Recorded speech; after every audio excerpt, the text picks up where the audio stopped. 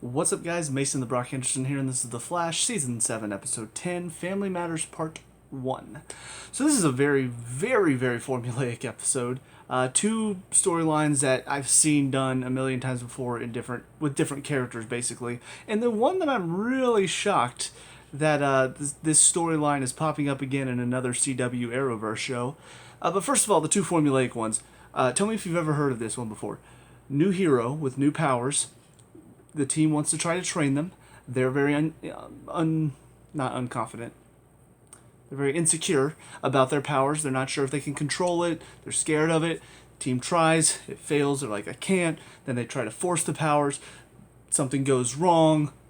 Even though their assurance is made that nothing's going to go wrong, it's going to be fine. Something goes wrong. There's a breakdown. They're all upset. Somebody gives a pep talk to the new character. They're like, yeah, okay, let's try it. And then here comes the threat. They have to try to do it in the field, and boom, instantly they can do it.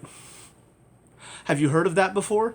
That's plot A. The other one is whenever the person gets new powers, is overconfident with them, uses them and gets all excited, too excited, thinks that they can just do anything they ever want, then they go out in the field to try to experiment and something goes wrong and they have to learn restraint. Because it feels like that's all the show ever does. Whenever somebody gets powers, we're introduced to a character who's just learning how to control their powers or use their powers. It's either they're insecure, they don't want to use their powers, and then by the end of it, they're confident enough to try in the moment when they have to do it, and then they can do it. Or they can use their powers, but they get too confident with it, and so they have to learn restraint because they mess up something on a mission. That's it. Those are the two storylines that I feel like we've seen done over and over and over in this show. And I'm just kind of sick of it, to be honest. Like, I don't know, do something different with it, please? But they didn't do anything different. I mean, even when Cisco, oh yeah, don't worry, this will definitely hold. I even added such and such to it, so that way this shield will definitely hold. Fuerza can't get out of there. Okay, so Fuerza's going to get out of there, right? Let's see. So they stop the test there. Okay. Okay, now they're going to force it out of her. They're forcing it out of her. Okay, she's breaking through the shield. I'm shocked. I'm shocked. I mean, when you told me that she definitely 100% cannot get out of that shield, I thought for sure you said that just willy-nilly. I thought you were just stating a fact. I can't believe you set that up to where things go wrong. And almost like a plot twist. I can't believe it. Like, seriously. How many times is that going to happen? I swear that's happened multiple times in this season alone. Oh yeah, no, this will definitely work. It didn't work? Come on. In the Bashir story, this is another one we've seen plenty of times, especially in The Flash, because more than any of the other shows, The Flash tends to be the one that likes to try to sympathize and convince the villains not to be villains. And especially this season, like I said, with Eva, we already dealt with that. Now, with the Speed Force and all of these forces, they're trying to reason with them instead of just stopping them. So, of course, whenever you're dealing with that, typically it goes one way. You try to reason with them, it doesn't work. They beat you in a fight because you were too busy trying to reason with them. And then finally you find something about them that you can try to exploit to get through to them. You do that, and in the end it works out. Now granted, in this one, the only slight difference is that most of the time it takes, like whenever whenever Iris found out about this guy's parents and stuff, I thought that was going to be enough to get through, but it ended up being Fuerza being able to use her powers and stop him from attacking that got him to listen. That's about the only thing that's different compared to the other times they've done this plot. So, yeah, I don't know. It's just, like I said, it's very formulaic. It's stuff that I've seen done, so I'm kind of bored with it, and I'm kind of just waiting to see what's going to happen next at this point, because the show has shown me that they're kind of out of ideas. They're recycling the same plot lines just with new characters, with new elements involved. That's the only thing that's changing. And even then, those elements don't necessarily make any sense. Like forces of nature. That doesn't make any sense, because I think about nature, I think like, thunderstorms, I think about hurricanes, I think about tornadoes, I think about earthquakes. I'm thinking stuff like that. These forces are nothing like that. You got one that can kind of be a thunderstorm with the lightning, the Speed Force, but then the Still Force, I mean, that's just time travel, basically. That has to do with time. That's not a force of nature. Fuerza, I guess, could kind of be earthquakes, but then Psyche, I mean, what's his thing? Mental stuff. That has nothing to do with nature. So, again, these forces, I know I've already said this a couple times now, but these forces, it feels like they just didn't have an idea. And maybe this is taken straight out of the comics, and this is something that when this story was originally done in the comics, they didn't really do a good job of thinking it up there. But if the writers of the show are the ones that came up with this storyline, it feels like they were just sort of spitballing some ideas. Like, okay, so we want to create these 4 forces. Well, what are their abilities? And they didn't think of any way that they could possibly connect into making some sort of sense. So they're just forces that have these random powers that don't really connect together outside of like the Speed Force and the Still Force. But then strength and mind, I mean, that's just something completely different. So, but the storyline, I can't believe I'm seeing again, because I guess Batwoman and The Flash shared some writers for this season. Because we see what's-her-face, Kramer returns because she was such a great character before. And honestly, after how we left her in the last episode that we saw her, I thought they were setting up for her to be a sympathetic, like, I guess, hero turned villain, or villain turned hero, antagonist turned protagonist in a way. But she comes back and she's probably even more of an antagonist now because she's just basically trying to force her point of view on Joe and be like, no, this is how we're doing it. We're going to take this metahuman cure and we're going to take down these metas. Joe tries to reason with her. She doesn't listen. So he quits as captain. So once again, we're seeing, oh yeah, law enforcement, they're all evil. And the best way to deal with them, just get out. Don't try to fix it from the inside. Don't try to go join that force and try to help change it for the better. No. We don't change them. They can't change. They're evil and they're always going to be evil. So just quit, get out of there, and we're going to take it down from the outside. Because that's the way we handle our problems, right? We don't try to help. We don't try to change things. No. We can't. They're unmoving. They're not going to change. They're always going to be that way. So don't reason with them anymore. If they don't listen the one time you try to reason, don't reason with them anymore. Just quit. What message is that? And obviously we don't see what the reaction is from everybody. Maybe he will get a little bit of stick. Like, dude, seriously, you didn't even try to like go above her head, find out who's the one that's pushing this. Maybe try to deal with whoever that is, because it sounds like she's got the backing of the governor. Maybe go talk to the governor then. And if he doesn't listen, maybe try to upseat him. Get somebody in that position who is going to be more understanding. But no, just quit, guys. Just quit. Get out of there. Because they can't. No. Don't even bother with them. That's an awful message. That's a terrible, terrible message. Don't fix the problems you see. Just get out of there. Just get away from them. Because law enforcement can't be changed. It's always going to be bad. It's always going to look down on those that are different. Cool. Love that I'm getting that in this show as well. So I don't know. I'm assuming we're going to see Joe probably trying to do something from the outside to try to take down Kramer. I don't know what, but I'm not looking forward to that storyline because it's already started off on a very sour note for me. So, bully. Anyways, that's it for this one. On to the next one. I'll see you there. And now, episode 11, Family Matters Part 2. So, the stuff with the forces and all of that, pretty bland. They do like this weird back and forth thing that doesn't really... I don't know. I wasn't really getting why we were doing a lot of this. Because so much of this is happening in the same episode. Like, if this were stretched out over a few episodes, I feel like maybe I would be getting more invested. Not much, because I still don't really understand a lot of why we're going with this story. But it goes from, we're trying to help these forces. So we try to help Bashir and Alexa. And then they take them to this place that Nora can't get to. So it's like, okay, so we got them out of the way. And we go try to help Dion. And he's like, nope, I don't want to be helped. I just want to kill her. And so then she tries to tell the Flash, okay, so these this lightning storm that's attacking all these people. It's not me, it's the other forces. So now all of a sudden they're the bad guys, and then Dion shows up, tries to kill her. They blow up this whole thing. And so they have this moment of realization just as Bashir and Alexa, essentially escape from Iris for some reason. And so now all of a sudden they're the bad guys.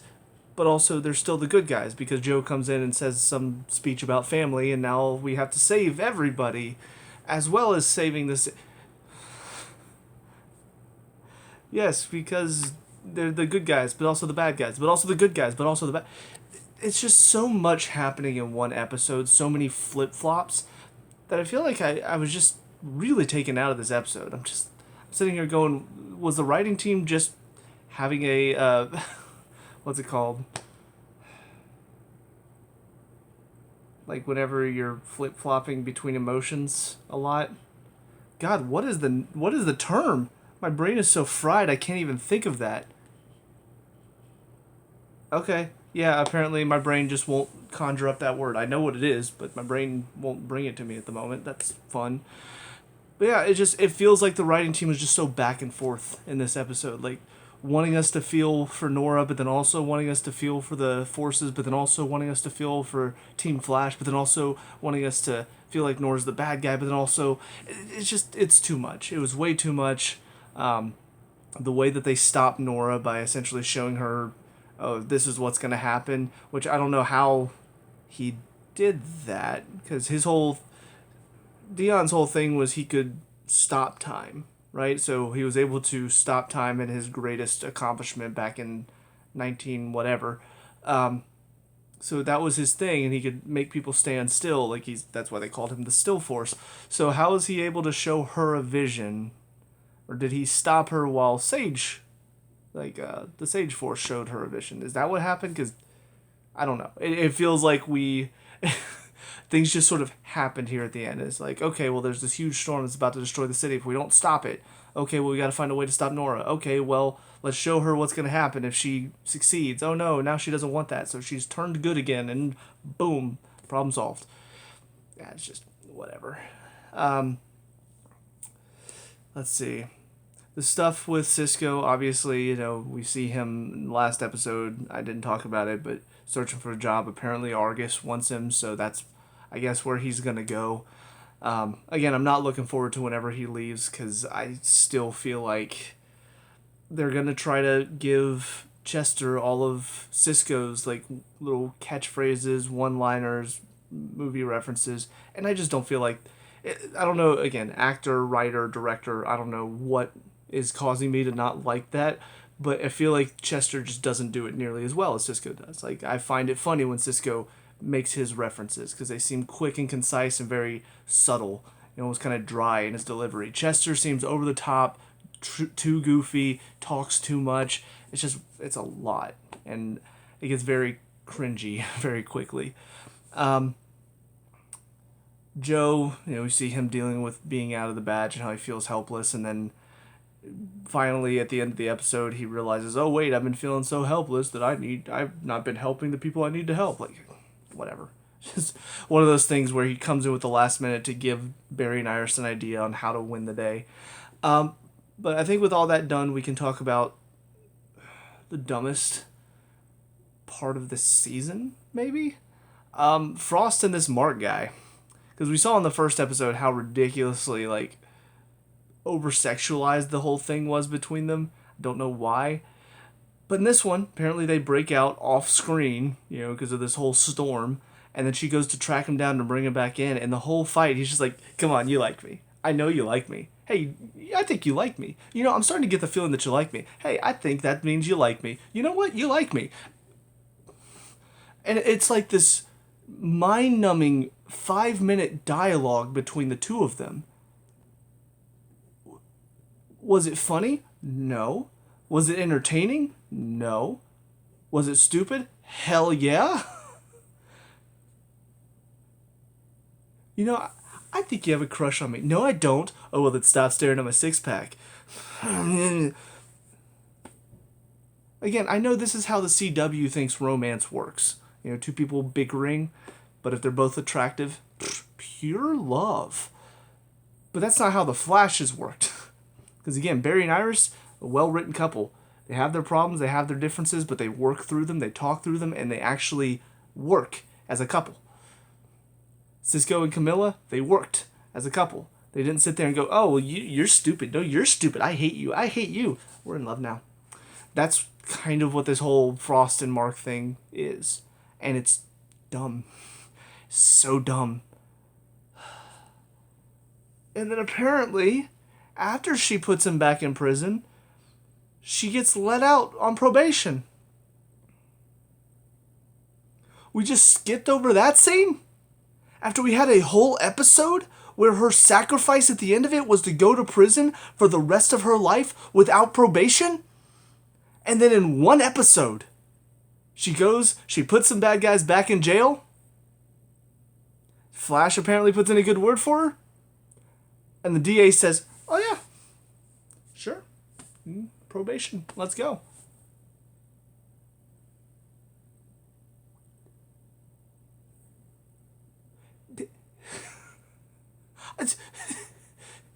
You had a whole episode based on Frost where she sacrificed herself. And in one episode, you said, hey, sacrifice. And then just let her out of prison.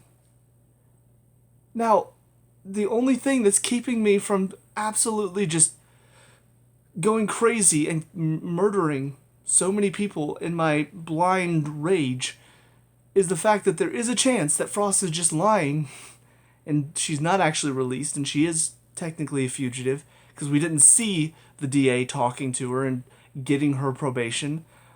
So because it all happened off screen, there is a chance that she's just lying. I don't know why they would do that because Frost showed, again, in that one episode that was all about her, she showed she understood why she had to make this sacrifice because it was for the better for all these other metas that didn't need to be treated the way that Kramer wanted to treat her. So no matter which way you do it, that episode, pointless. You could skip that episode, wouldn't mean a thing. Even with Kramer, at the end of it all, with her and Joe, that last episode, guess what? That whole speech between Joe and Kramer, pointless. Him trying to be like, hey, check which side of the line you're on, pointless, because she's back to being a villain again. So why did we have that episode? Why? Because the two things that ended that episode have already been rewritten. Already retconned. Good job, Flash writers. You guys, you've reached a new low of writing on the Flash. It was already pretty low. You went even further. So, yep. Ridiculous. So anyways, on to the final of these 3 episodes. Oh boy, we'll see you there. And now episode 12, Goodbye Vibrations. So overall, kind of hit or miss episode. The whole thing with the team overcompensating, trying not to feel sad, blah, blah, blah. Here's the thing. I've seen this done before. This is probably the dumbest that I've seen it done. Because there's overcompensating, trying to put on a brave face so you don't get all sad when somebody's leaving because you want to be happy for him, especially when it's something like this where he's clearly moving up and getting a better opportunity to do some good. So I get that. What they did was being a dick, basically. I mean, 1, not even planning a celebration. 2, not even, inviting him along on one final mission. There's so much that I feel like they could do while still acting like they're okay. Not trying to, I guess, be sad during it all. I get that. I understand what they're trying to do there. I just feel like they went about it completely wrong. And they made Barry and Caitlin seem like total douchebags in the process. And I don't think that was the intention.